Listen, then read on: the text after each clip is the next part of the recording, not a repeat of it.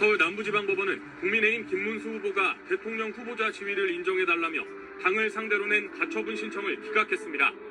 재판부는 국민의힘이 김 후보의 대선 후보 지위를 전면적으로 부인하고 있지 않다며 신청을 구할 필요성이나 가처분 판단 실익이 없다고 밝혔습니다. 또 제3자에게 대통령 후보자 지위를 부여해선 안 된다는 주장에 대해선 김 후보가 경선 과정에서 지속적으로 한덕수 무소속 후보와 단일화를 하겠다는 입장을 밝혔고 김 후보에게 당무 우선권이 무조건적으로 보장된다고 볼 수도 없다고 설명했습니다.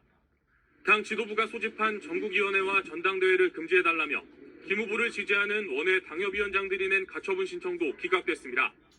재판부는 전당대회 소집 공고 안건에 추후 공고라고 기재된 것과 전국위원회가 전당대회와 같은 날짜에 공고됐다는 것으로 중대한 위법이 있다고 볼 수 없다고 판단했습니다. 그러면서 당이 단일화 찬성 여론 등이 80%를 넘긴 당원 설문조사 결과에 따라 전당대회 등을 추진하는 과정에 위법이 없다고 봤습니다.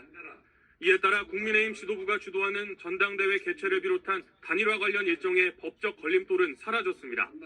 앞서 국민의힘 지도부가 김문수, 한덕수 후보 단일화 가능성을 염두에 두고 전국위원회를 어제 또는 오늘, 전당대회를 내일 또는 모레 소집한다는 공고를 내자 김 후보 측은 당원 당규 등 절차를 지키지 않은 후보 교체를 위한 전당대회 소집이라며 법원에 가처분 신청을 잇따라냈습니다.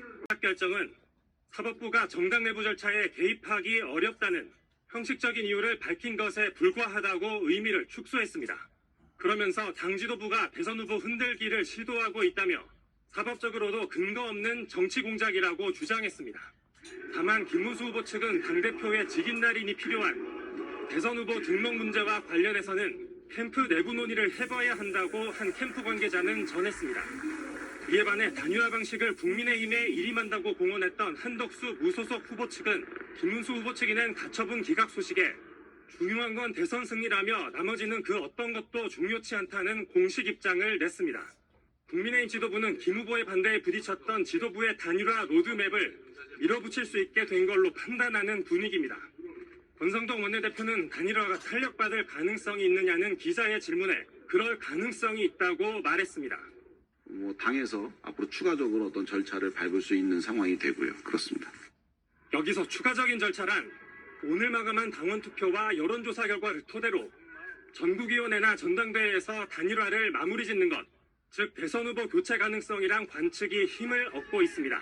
하지만 김 후보 측이 여론조사 방식 등의 공정성에 의문을 제기하고 있는 데다 후보 교체를 막아달라는 추가 가처분 신청도 예고한 터라 이번 단일화를 둘러싼 당내 혼란은 모레 후보 등록 시점까지도 계속될 가능성이 커 보입니다.